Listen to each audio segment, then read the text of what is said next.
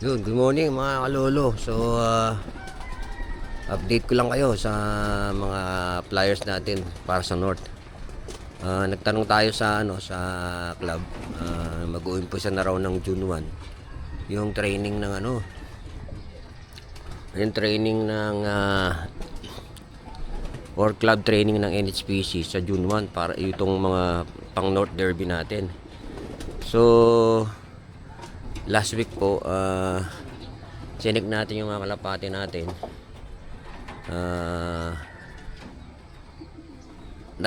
Dinalaw na naman tayo ng mga one eye cold. O yung iba mayroong halak. So, hindi sila nadaan sa yung mga powder na nilalagay sa tubig. So, ginawa ko, na lang po ako. Injectable po yung ginamit ko. So far ito na po yung kondisyon nila. Nagpaligo na tayo after po ito sinaksakan natin sila mga 3 days ago.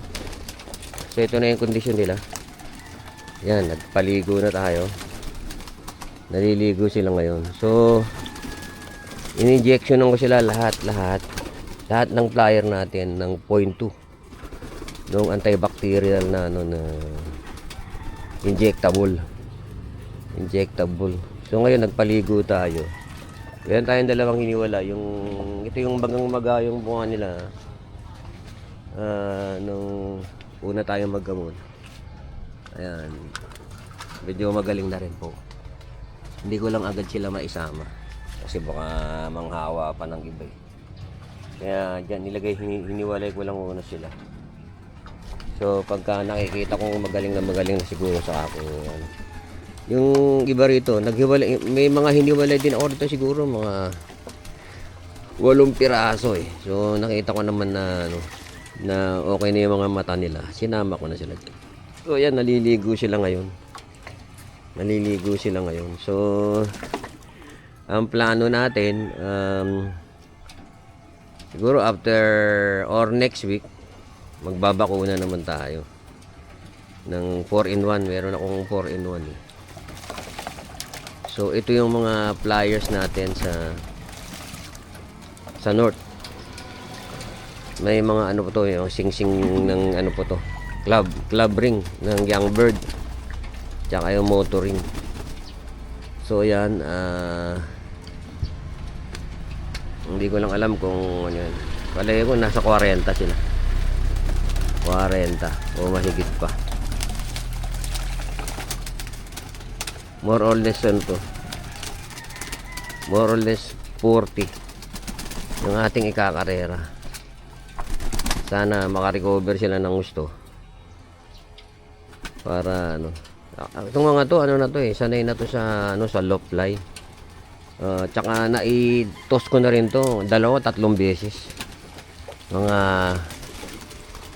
5 tsaka 8 kilometers itong mga to. So natigil dahil ayun nga po yung sobrang init ng panahon. So kailangan ko talagang obserbahan sila lagi.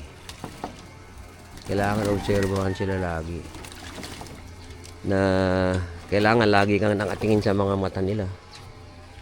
Kung malamlam yung mga mata nila o nagbabasa yung mukha nila. Kasi meron isa o dalawa parang may halak. So na-injectionan din natin sila. So parang naman po, medyo naka-recover na sila. Kasi malalakas na po kumain sila eh. Malalakas na silang kumain. Yung isa pa, yung napansin ko, humina yung kain nila. Kaya medyo nataranta tayo. Natin sila. Ginamot natin sila. So sana mag-respond sila dun sa gamot. Kasi yung gamot na binili ko dyan medyo may kamahalan. Para lang sigurado na tatalab sa kanila. So maganda naman 3 araw na yun mukhang tumalab kasi wala na dyan yung mga nagluluha yung mata, ang ganun po. Wala na sana dire-diretso na recover nila. Pero ngayon, naglagay ako ng powder. Ng antibacterial powder. Kasi sinaksakan ko sila 3 days ago. Tapos ngayon, nagpalipas lang ako ng isang araw. Tapos ngayon, nag-apply ako ng powder na antibacterial. Parang follow up ko dun sa nila. Sa gamot nila. Parang ko sila, bacterial flushing. Tapos pagkatapos noon, mga siguro 3 days kasi bacterial flushing. Then na yan, vitamins na din, magbabakuna na tayo. Next week babakunahan na natin yan kasi gusto ko bago sila masampa sa truck, ko din sila, maitos ko rin sila. So parang nagbalik tayo sa umpisa. Pero okay lang kasi naman tayo bagito. So unti-unti natututo tayo. Hindi ko alam bakit ganun, biglang sa init siguro ng panahon, kasi kahit ako nagkasakit Kahit po ako nagkasakit. Kasakit ako, halos 2 weeks na ako may sakit. Yung ubo ko hindi nawawala. So clear naman yung aking ECG, yung aking chest x-ray. Wala naman silang makita na meron akong pulmon. Kasi yung maraming plema. Ang inaano ko, baka allergy ako dito. Kung sa alikabok dito kasi ginagawa yung Northfield.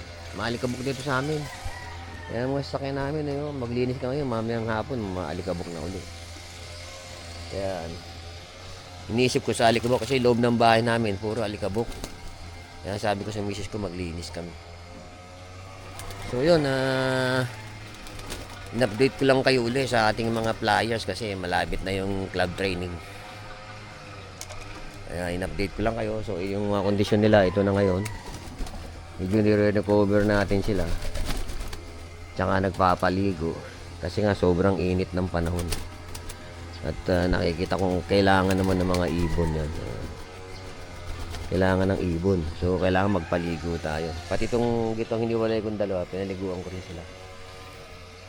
Pinorse bath ko sila. So yun mga kalolo, maraming salamat sa panonood. Bye bye.